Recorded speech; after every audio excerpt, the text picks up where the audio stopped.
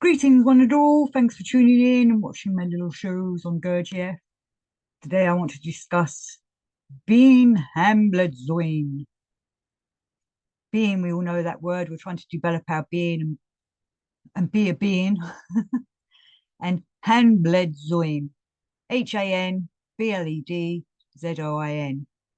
Hanbledzoin. It's talking about the blood, but it's a special blood.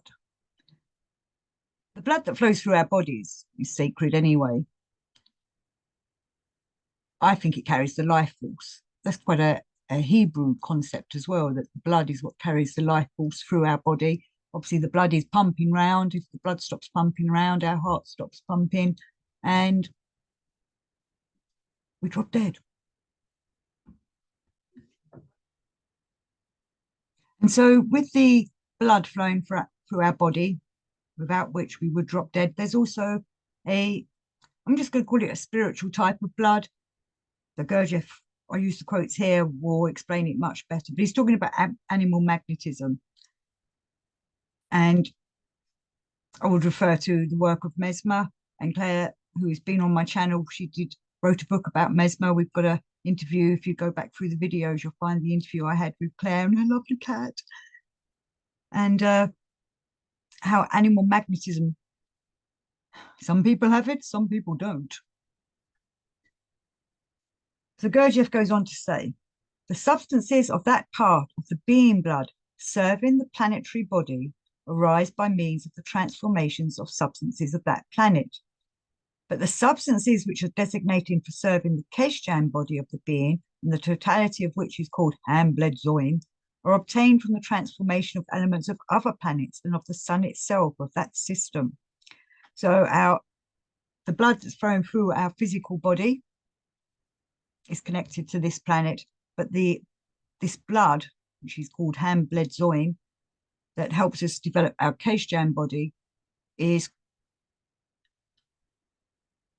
it created or is it perfected? Well, it's obtained, he says, from the transformation of elements of other planets and of the sun itself. I often go out for starry walk nights in the evening and go and look at all the planets, look up at them and gaze at them, though obviously they're still working down upon us whether we're looking upon them or not.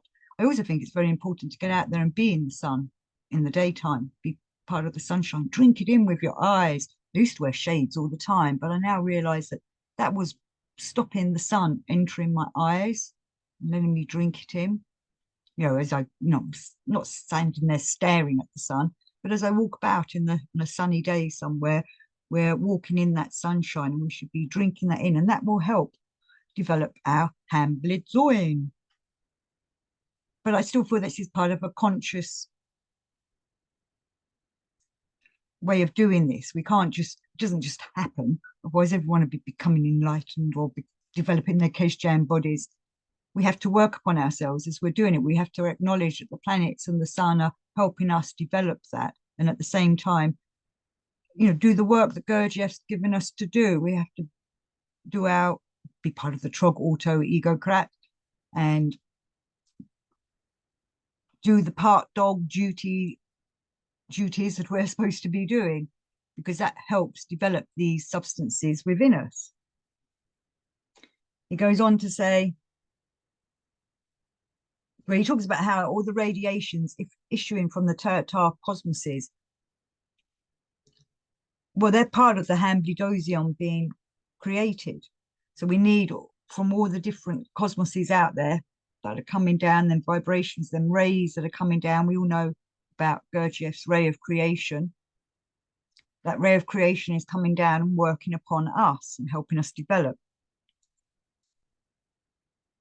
And he talks about the Hackney carriage analogy, which I've done a show on. We all know about the Hackney carriage. There's the horse, the carriage, wheels that are going round. Horse is the emotions. I think the carriage was the mind. I can't remember now. But it's who's inside that's driving it. All them different eyes that are coming in. This is why we change so much, because a different version of us is always in that carriage asking to be taken somewhere, and we need to get control of that carriage and horse. Like the reins in the analogy of the Hackney carriage, The feeling organization is connected to the organization actualizing the functioning of mentation, of consciousness, by what is called Hanbledzoin, that is, by that substance which arises in the common presence of a man from all intentionally made being efforts. So it's coming back to the being efforts. Are you making your being efforts? Are you doing the work? You know, it's all very good, keep reading these books, but we need to also put it into practice. But to put it into practice, we need to understand the mechanisms behind it all that makes it, well, work. So I keep stopping there and looking blank. So he says, Hanbledzoin, that part of the being blood, which almost everywhere is called the sacred being Hanbledzoin, and only on certain planets is called the sacred Ayash Galvin, and which parts serve the highest part of the being called the soul, is formed from the most direct emanations of our most holy Son Absolute. So when it's working down on us, them emanations through the cosmoses, that original source that emanations are coming from is the most holy Son Absolute, which is where his endlessness lives. So the divine source is spreading forth them emanations, working through the tertocosmoses, through the cosmos, our cosmos, through the suns, through the moons, through all the different planets, being affected by them, but hopefully in a good way. Then vibrations are coming down to us that then we need to ingest, but work upon by doing the work, by being aware of what we're doing with ourselves. How do we breathe in? Breathing in naturally and things like that, but at the same time trying to work that breath inside us, digest it, send it back out, involution, evolution back out. That involution is bringing in all the goodness to us, but it's what comes out. You know, have we created it into something worthwhile, or have we just turned it into a bit of muck that we're just letting come through our mouths? In order that you may understand about the essence of this preparation for the sacred process, the sacrament Aung Yunu Shinu, talked about that in my Easter show, it is necessary for you to know about two particular properties of the being Hanbledzoin, i.e. the blood of the being, body, Keshjan. And in my Easter show, I was talking about how Gurdjieff was saying that Christ had developed enough so that his Aum Zenu Shinu was prepared. But to do that, he had to have the right being Hanbledzoin. And isn't that interesting that it's about the blood? And then in the crucifixion of the Christ, we're seeing him, obviously the blood's coming down from him, from his, where he's been nailed up. And then the spear of the, well, the spear of destiny, the lance that was put into his side, that's more blood coming out. And they talk about how sacred that blood was. But from a Gurdjieff point of view, it would be sacred because it had been developed enough to become pure being Hanbledzoin. And there's the stories of Joseph of Arimathea with his cup, with his growl, collecting that blood. So that blood was sacred and probably did have miraculous properties. Maybe there are still drops of it out there in the world somewhere being hoarded by someone. But at that time, that blood, they would have recognized that blood as being sacred because of it having developed. It had become the being Hanbledzoin. And as I was saying, in the Hebrew context, the blood carries the life force. So he wasn't just carrying Jesus of Nazareth's life force, it would have been carrying the Christ consciousness life force, which makes it even more sacred. Not just Jesus of Nazareth, the man who had developed himself to a sacred individual being. He had developed himself enough to take in that Christ consciousness to be able to carry that in his blood as well. And I've known a few black magicians in my life to think that it's okay to use blood in rituals and such like. I personally think that's black magic. I know they might think, oh, just having a little pinprick off the finger and giving a bit of blood, the gods love it. No, that's, I think, is the dark forces eating up our life force from our blood. So I don't recommend it. no slaughtering animals for your magical rituals, please, peoples. No pricking off the fingers to just to leave it blood for anybody. Our blood's sacred to us and to be used by us. And to help us develop, we need to keep that blood within us, obviously. Obviously, we have accidents.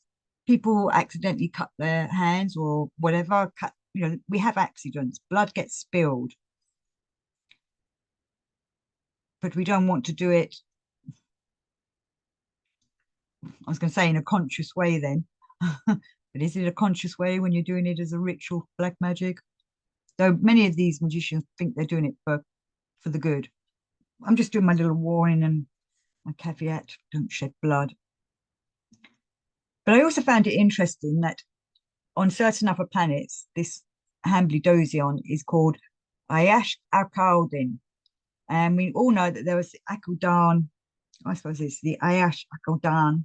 The Akaldan was one of the most special societies in Gurdjieff's book, All and Everything. He talks about how that society developed and was probably one of the few times, or was one of the few times that, maybe the only time, that there was genuine awakened people on the planet. Akaldan. The word expressed the striving to become aware of the sense and aim of the being of beings. And that's what we're working at, striving to become aware of the sense and aim of our being.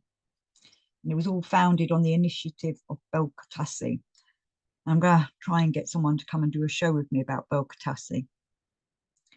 So Akaldan was a society which in its time was throughout the whole universe called envied for imitation. So many people tried to copy it because it had a genuine objective science. And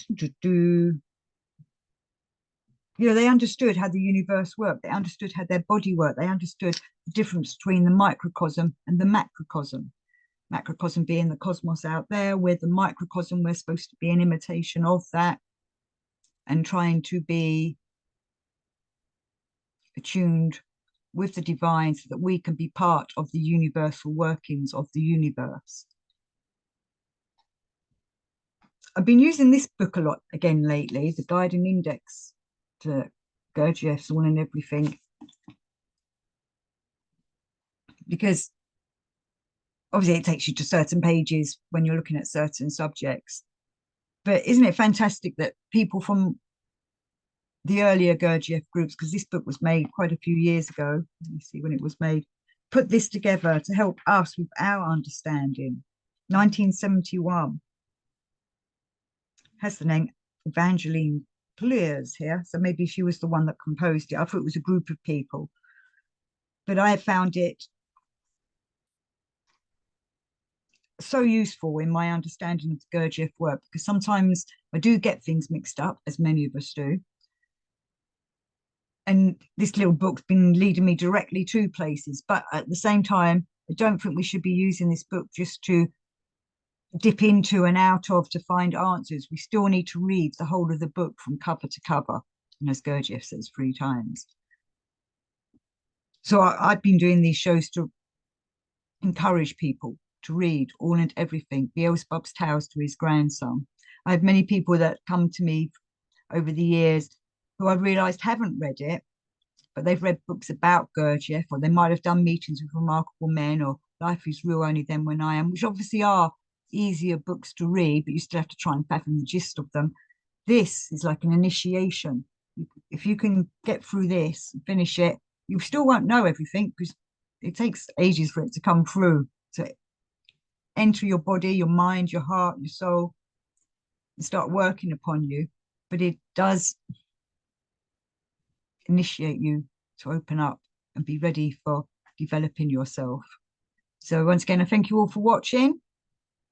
Peace be with you all. Until next time.